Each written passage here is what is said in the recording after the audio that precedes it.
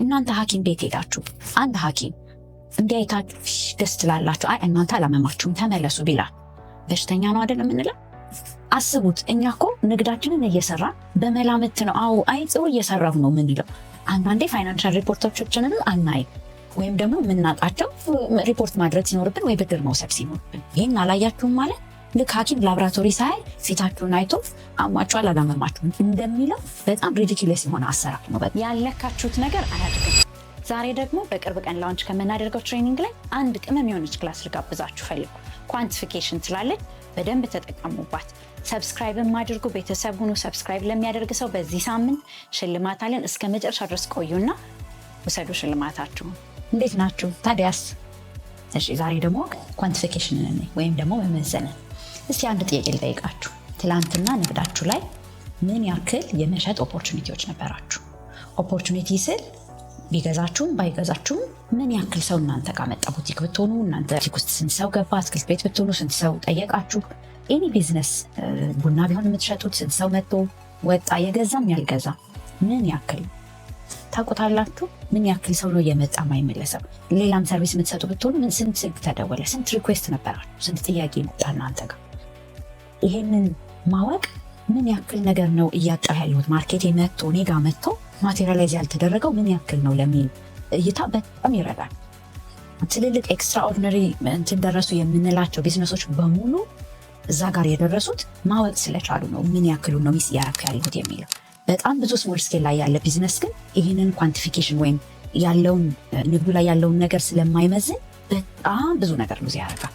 ስለዚህ ቆማችሁ ከዚህ በኋላ በጣም ኖት ልትወስዱበት የሚገባው በጣም ልትበረቱበት የሚገባው እስከ ዛሬ ካላደረጋችሁት መዘን ነው። ንግዳችሁ ላይ ሁሉም ነገር መመዘን መቻል አለብን። ከኢኖቬሽን ጋር ግን ስናመጣው ለውጥ አመጣችሁ ሰራት ጀስት ለምሳሌ ስልክ የሚነሳበትን እንትን ካምፓኒ ትሉ ከነበረ ጤና ይስጥልኝ ስለደወሉ እናመሰግናለን እንትን ካምፓኒ ነው ሊሆን ይችላል። የቀየራችሁት ይችን ሊሆን ይችላል ኢኖቬት ያደረጋችሁት ነገር ግን ይሄ ኢኖቬሽን ሪሊ ገበያ አምጥቶ ጨምሯል አልጨመረም ለማለት ሳታረጉት በፊት የነበረውን ካላወቃችሁ ምን ያክል ነው ምን ያክል ገበያ መጥቶ ምን ያክሉ ሪሊ ገዝቶኛል፣ አሁን ደግሞ ይህን ለውጥ ካመጣ በኋላ ምን ያክሉ ገበያ መጥቶ ምን ያክሉ ገዝቶኛል የሚለውን ካላወቃችሁት በጣም አስቸጋሪ ነው የሚሆን። ለምሳሌ ትላንትና ላይ 100 ሰው ደውሎላችሁ ወይም 100 ሰው ኢንፐርሰን መጥቶ ቶታሊ 100 ሰው አስተናግዳችሁ 100 ሰው አናግራችሁ ፋርማሲ ሊሆን ይችላል እኮ የእናንተ ቢዝነስ አስተናግዳችሁ የገዛው ግን 30 ሰው ቢሆን 30% ገደማ ነበረ እያገኛችሁ ያላችሁት አይደለም። እዚህ ጋር ደግሞ እንምጣና ዛሬ ላይ ያችን ልክ ሰው ሲገባ እንዴት ዋላችሁ ሰላም ናችሁ እንዴት ናችሁ ስላላችሁ ሊሆን ይችላል። ዝም ብሎ ከመስራት ቀና ብላችሁ ይህን ስለተናገራችሁ እቺን ኢኖቬት ስላደረጋችሁ ዛሬ ላይ ከ150 ሰው ግን ኢንስቴድ ኦፍ 30% 20% ገዝቷችሁ ቢሆን ያው 30 ሰው እኮ ነው የገዛችሁ፣ ግን ከመጣው ሰው የገዛችሁ ሰው ፕሮፖርሽን ቀንሷል። ያያችሁት ልዩነቱን ጨምሬያለሁ አልጨመርኩም ማለት የምትችሉት በዚህ ነው እንጂ ትላንት 100 ሰው መጥቶ 20% ብቻ ገዝቶ ዛሬ ደግሞ 150 ሰው መጥቶ 20% ወይም ኢቭን 10% ቢሆን የተሸጠው ቁጥሩ ሊጨምር ይችላል ከዚህኛው ጋር ስታወዳድሩት። ነገር ግን ሪሊ የለወጣችሁበት ከጥያቄ ወደ ገበያ የለወጣችሁበት እንትን ላይጨምር ይችላል። ስለዚህ ቆማችሁ ይህንን መመዘን ካልቻላችሁ ኮንቨርሽን ሬት እንለዋለን። ከምትጠየቁት ከሚመጣው ገበያ ምን ያክሉ ሪሊ ማቴሪያላይዝ አረግ ይህንን ምሳኔ ካልያዛችሁ ኢኖቬሽናችሁ ለውጥ አምጥቷል አላመጣም፣ ይህን ዩኒፎርም ወደዛኛው ስቀይረው ይህንን አዲስ ኢኖቬት ያደረግኩትን ነገር ለውጥ አመጣ አላመጣ የሚለውን ማወቅ አንችልም። ለምሳሌ ፖዝ እዚህ ጋር ክላሱ በጣም እንዳይረዝምባችሁ አጭር ለማድረግ አንድ ፖይንት ላስረዳችሁ። እኔ መጀመሪያ ቢዝነሴ ላይ የአየር መንገድ ትኬቶችን ነበር የምንሸጠው። ያንን ስንሸጥ ግን ምን ኢኖቬት አደረግን? ሰዎቹን ከቤታቸው ኤርፖርት የሚሄዱለት ማምጣትና ሲመለሱ ደግሞ ቤታቸው ማድረስ አደረግን። ይህንን ኢኖቬት ግን ስናደርግ ካለካ ነው ኢኖቬት ከማድረጋችን በፊት ያለውን ገበያችንንና ካደረግን በኋላ ያለውን ካለካ ነው በፍጹም ማወቅ አልችልም እድገታችንን። ይህንን ሀሳብ ነው እዚህ ጋር ማስረዳው። ይቀጥላል።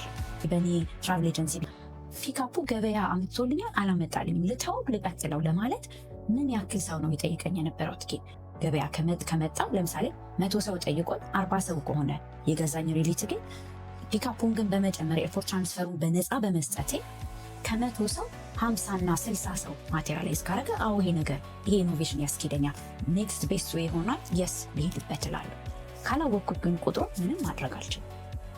ሪሊ ጥሩ ነው አይደለም የሚለው መላምት ነው የሚመስለው። ቁጥር ግን መስራት ከጀመራችሁ እባካችሁ እዚህ ጋር አትቆሙ። ምክንያቱም ቢዝነሳችሁን ልታቆሙ የምትችሉት በቁጥር ነው። እናንተ ሐኪም ቤት ሄዳችሁ አንድ ሐኪም እንዲያይታችሁ ደስ ትላላችሁ፣ አይ እናንተ አላመማችሁም ተመለሱ ቢላል በሽተኛ ነው አይደለም የምንለው? አስቡት። እኛ እኮ ንግዳችንን እየሰራ በመላምት ነው አዎ አይ ጥሩ እየሰራሁ ነው የምንለው። አንዳንዴ ፋይናንሻል ሪፖርቶቻችንን አናይም ወይም ደግሞ የምናጣቸው ሪፖርት ማድረግ ሲኖርብን ወይ ብድር መውሰድ ሲኖርብን። ሪሊ ግን እየሸጣችሁ ከፋይናንሻል ሪፖርት ባሻገር እዚህ ጋር ምን ያክል እየሸጣችሁ ነው? ምን ያክል ሰው ማርኬት አድርጋችሁ እየመጣላችሁ? እነዚህን ቁጥሮች በግድ ማየት አለባት። ይሄን አላያችሁም ማለት ልክ ሐኪም ላብራቶሪ ሳይ ፊታችሁን አይቶ አሟችኋል አላመማችሁም እንደሚለው በጣም ሪዲኪለስ የሆነ አሰራር ነው። በቃ ትክክል ያልሆነ እንደ ነጋዴ እንደ ባለሙያ ማደግ እንደሚፈልግ ሰው ልንሰራበት የማይገባው ነገር ነው። ስለዚህ ቁጥሮቻችሁን ድረስ እያያችሁ ነው። አስቡት 10% 20% ንግዳችሁ ሊሻሻል ቢችል፣ ይህንን ግን አንድ ኢኖቬሽን ሞክራችሁ ብላችሁ ቁጥር መያዝ ስላልቻላችሁ አይሰራም ብላችሁ ብትተዉት ትርፋችን 10% ሊሻሻል ወይም ሽያጫችን 10% 20% ሊሻሻል በጣም ትልቅ ነገር ነው አይደል? በአንድ በትንሽዬ ነገር በትንሽዬ ለውጥ በትንሽዬ ኢኖቬሽን። ስለዚህ ሪሊ ቁጥራችሁን ማየት አለባችሁ። ኤክስሬ እንደማለት ነው። በደንብ የምናየው በቃ የታመመ ሰው ውስጡን የምናየው ወይም ዝነኛ መሆኑን የምናየው ኤክስሬ አይቶ ነው አይደል? አንድ ሐኪም ልክ እንደዛ እባካችሁ ይሄ ነገር ትልቅ ትርጉም አለው። ከኢኖቬሽንም ውጭ ያለ ቁጥራችሁን በደንብ ማየት በደንብ ማወቅ አለባት። ይሄኛው ቀን ቢዚ ዴይ ይመስለኛል፣ ይሄኛው ቀን አይደለም፣ ደግሞ ምን ሆኖ ቀዘቀዘ። ይሄ በመላመት የሚሰራው ነገር በቃ እዚህ ድረስ አምጥቷችኋል። ከዚህ የተሻለ አካሄድ መሄድ የምትፈልጉ ከሆነ ፕሊዝ ኳንቲፊኬሽን በጣም ቤስት ፍሬንዳችሁ ትልቅ ጎበዝ ቱላችሁ መሆን መቻል አለበት። ስለዚህ ተጠቀሙበት። ከኢኖቬሽን ውጭ ግን ቁጥር ነክ ነገሮች ላይ እንድታዩ ሂንት እንዲሆናችሁ እንደ አሳይመንት ውሰዱትና እስቲ እነዚህን ቁጥሮች ስሩ። ኢኖቬሽናችሁ ላይ ያለውን እየሰራችሁ ምን ያክል ከስተመር አስተናግዳለሁ በአካል ምን ያክል ከስተመር በስልክ አስተናግዳለሁ? የአንድ ቀን ልታረጉ ትችላላችሁ፣ የሳምንት ልታረጉ ትችላላችሁ። ግን ጀስት ቴክ ካውንት ቁጥር ያዙ። ምን ያክል ካስተናገድኩት ውስጥስ ምን ያክሉ ይገዛኛል? በምን አይነት በየትኛው ሬንጅ ኦፍ ፕራይስ ሊኖራችሁ ይችላል? ወይ ርካሽ ምናምን የምትሏቸው አይደል? ስለዚህ በሱ የትኛው ፕሮዳክቴ ነው በጣም እየተሸጠ ያለ? የትኛው ቀን ላይ ነው ሞር ሽያጭ ያለ? አርብ፣ ቅዳሜ፣ እሑድ አዎ በደንብ ሊፈለግ ይችላል ትሉሻላችሁ እናንተ ትንሽ ሆቴል ይዛችሁ ቁጭ ካላችሁ። ግን ምን ያክል ቁጥር ነው ሰርቭ እያደረጋችሁ ያላችሁት? ሬስቶራንት ከሆናችሁ ምን ያክል ምግብ፣ መድኃኒት ቤት ከሆናችሁ ምን ያክል መድኃኒት። ይሄ እኮ በግምት ሲያመው የሚመጣው ነገር ነው ትልሻላችሁ። ግን ስቲል ፕሬዲክተብል ለማድረግ ንግዳችሁን ለማሳደግ ከፈለጋችሁ ይሄ በጣም ትልቅና ወሳኝ ነገር ነው። ስለዚህ በዚህ መልኩ ቁጥሮቻችሁን ቼክ አድርጉ። እንደ አሳይመንት ወስዳችሁ ይህንን ስሩበት። ይህንን ቁጥር በምትሰሩበት ጊዜ የኢኖቬሽን ፖሲቢሊቲዎች ራሳቸው ክፍተቱ እየታያችሁ እንዴ እያላችሁ የምትሄዱበትን ኦፖርቹኒቲ እዚህም ይሰጣችኋል። ስለዚህ በደንብ ተጠቀሙበት። አሪፍ ነበር አይደል? እንደምትጠቀሙበት እርግጠኛ ነኝ። በዚህ ሳምንት ሰብስክራይብ ለምታደርጉ ደግሞ ቤተሰቦች የማርኬቲንግ ኮርሳችንን ሽልማት አዘጋጅተናል። ለሁለት ሰዎች ሰብስክራይብ ከምታደርጉት ውስጥ ለሁለት ሰዎች መርጠን እንሰጣለን። ጆይን አድርጉ፣ ቤተሰብ ሁኑ።